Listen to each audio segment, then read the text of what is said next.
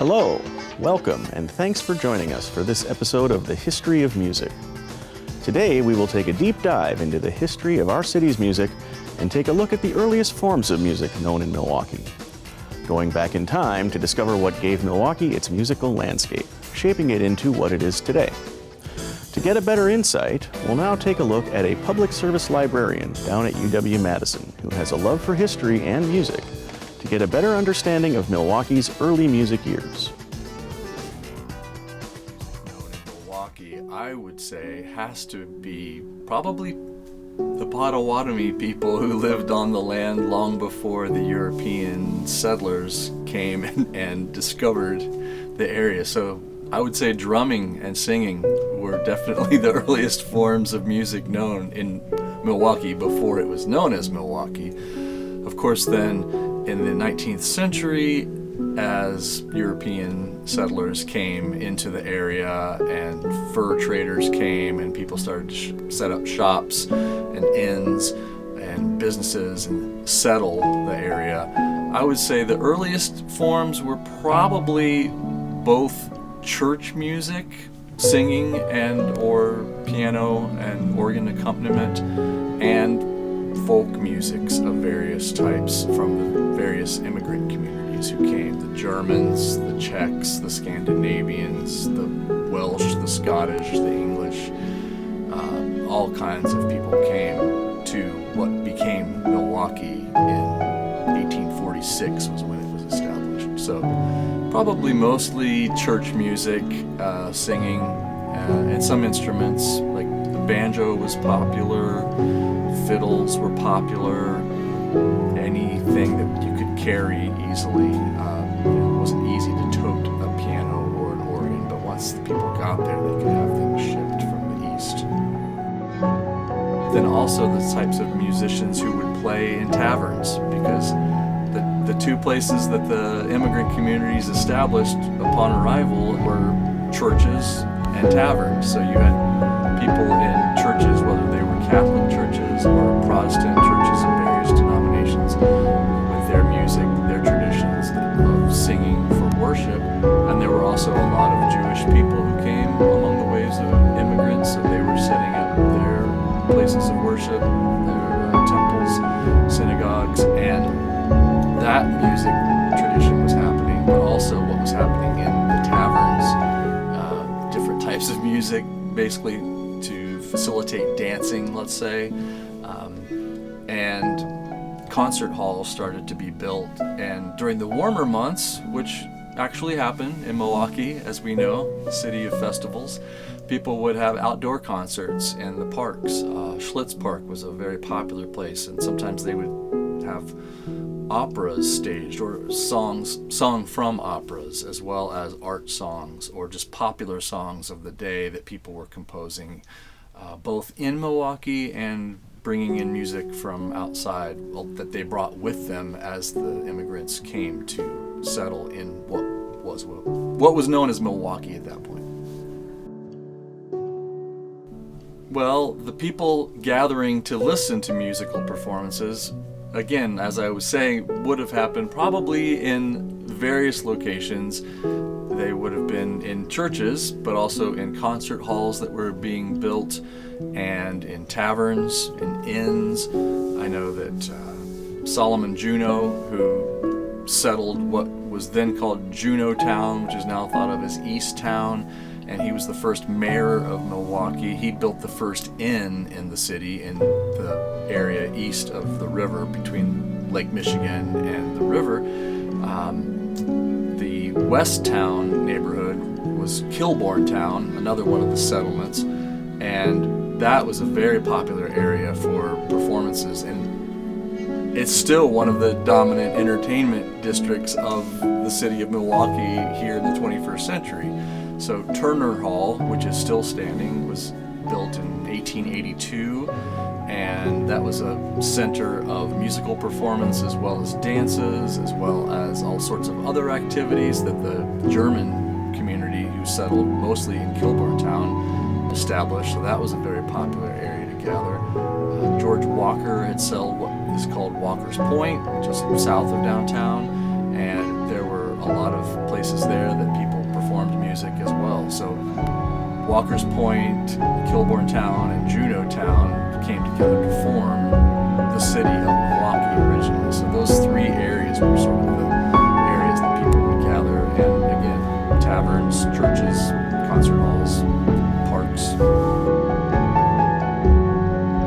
Cultures, all human cultures everywhere have music as part of their culture. So every human being has had some music in their life, right? And music brings communities together because it's this shared language of a sort that people can experience something together, whether it's music for joyous celebrations, for celebrating a wedding or a healthy birth of a baby, or celebrating a successful harvest, or celebrating the end of an accomplishment in your workplace, or celebrating the anniversary of some significant event in history, or a wedding anniversary, or what have you, or a nation's anniversary. Independence Days tend to have big celebrations, whether it be for, Mexico, United States, any country in Europe. From the immigrants who came and settled in Milwaukee still would maintain the celebration of the important days to them where they came from, right? The Scandinavians come and they have their celebrations depending on the significant days of their culture. So it brought the communities together because they could see, these people who are not like us are still sort of like us because they have their celebrations and their music. Or it also can be music for mourning, for funerals, like funeral processions or parades. Parades become a big part of the life of Milwaukee because the people who came, they had parades where they came from. They set up the streets and then they decided to have parades and to celebrate, to acknowledge various events. And also these very large festivals became part of the cultural life of Milwaukee. There's a program that we have in our Wisconsin Music Archives at Mills Music Library about a Milwaukee Music Week starting in 1924. And I realize this is well after the establishment of the city, but it's a celebration of all the various music happening from the various immigrant communities that came together to form Milwaukee. And it leads to what we now know of Milwaukee as being city of festivals and having all these festivals throughout the warmer months, the summer. And you have all the various immigrant groups, ethnic groups that have their festivals, whether at the Summerfest grounds or throughout the city in their neighborhoods.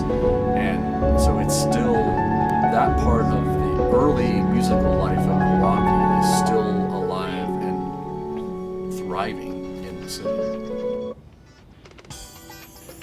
It's amazing to see how far we've come. It's fascinating how Walker Point, Kilbourne Town, and Juneau Town were the places where the community would come together to listen to music. And it's through those three towns that we now have what is called Milwaukee, our beloved city. Though it wasn't until the state was formally admitted to the Union that Milwaukee was established in 1846, with Wisconsin being established in 1848. Our very own music was influenced greatly by the immigrants who made their way north to Wisconsin. Now we'll be taking a look at the Milwaukee Historical Society to see how immigration, cultural traditions, and social change shaped Milwaukee music into what it is today. Musical tradition in Milwaukee, the indigenous people who have lived here for centuries, even millennia, had their own musical traditions. Dance and music were an important part of all aspects of life. And then when the fur traders and the Jesuit missionaries started coming, they brought their musical traditions as well, whether it be religious chants or canoe songs. And then eventually American settlers and soon after that Irish and German immigrants started coming to the area and brought their traditions. And certainly early on, that was the strongest influence on Milwaukee music. So by the 1840s, there were lots of sort of neighborhood music groups forming, singing societies, and in 1850, a number of those came together to create the Milwaukee Music Society, which was the kind of the largest, most popular musical society throughout the late 1800s, primarily German speaking or German singing and German music. 1870s, the Arion Music Society formed. That was more of an English-speaking group. But certainly throughout the 19th century, music was dominated by immigrant groups. Interesting time periods, changes that were a little more profound. Prior to the late 19th century, minstrel music had been quite popular. So this is music that was performed by white people in blackface, very much sort of making fun of black people. And it was the popular musical culture. But post-Civil War, late 1800s, people began to move away from this. And then for Milwaukee in particular, World War I was another turning point because of the large German population. During World War I, there was a very strong anti-German sentiment, and so a number of people kind of started to move away from the German influence, and it became much more of a stronger American influence, and that kind of coincided with the emergence of radio, and so then you started to have sort of mass music, popular culture, and local music was more influenced by what was going on nationally.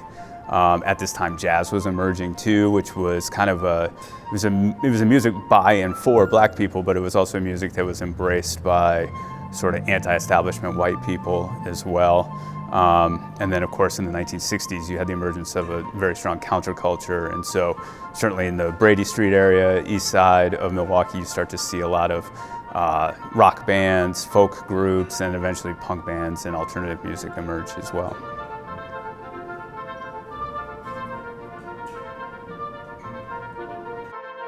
Emergence of radio in the 1920s had a profound influence because prior to that, music had been primarily sheet music. It had been spread through sheet music, and it would have to be performed maybe in the house or something like that.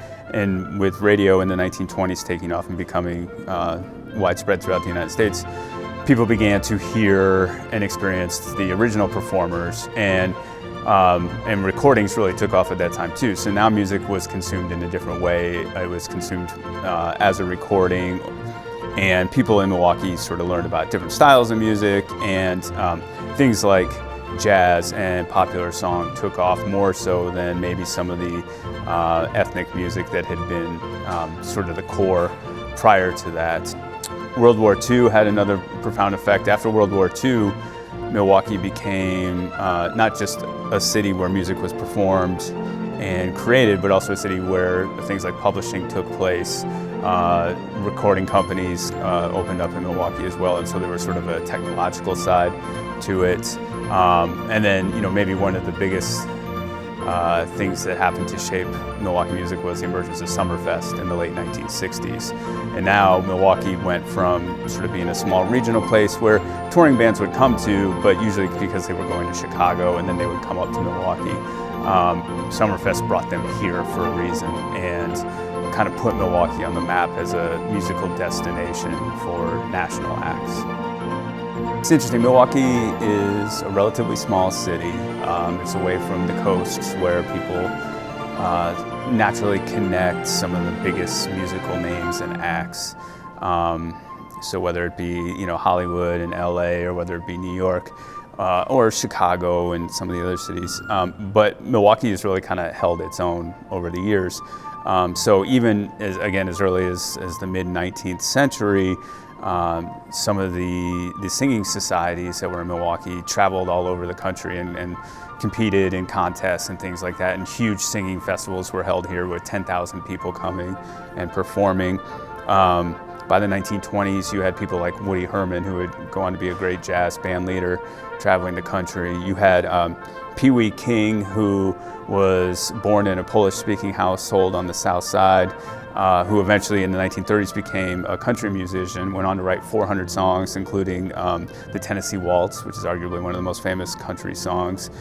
You had another woman who was an Italian-American woman. She and her husband wrote a number of songs, including Rocky Top and songs that were really popular by the Everly Brothers. So you see Milwaukee musicians kind of slowly having this influence on national music.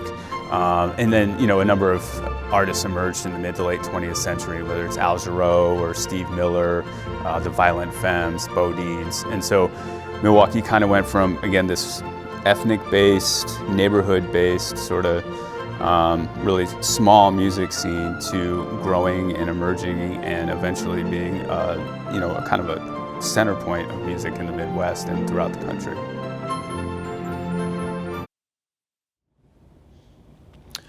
Music has been a big part of many people's lives for years.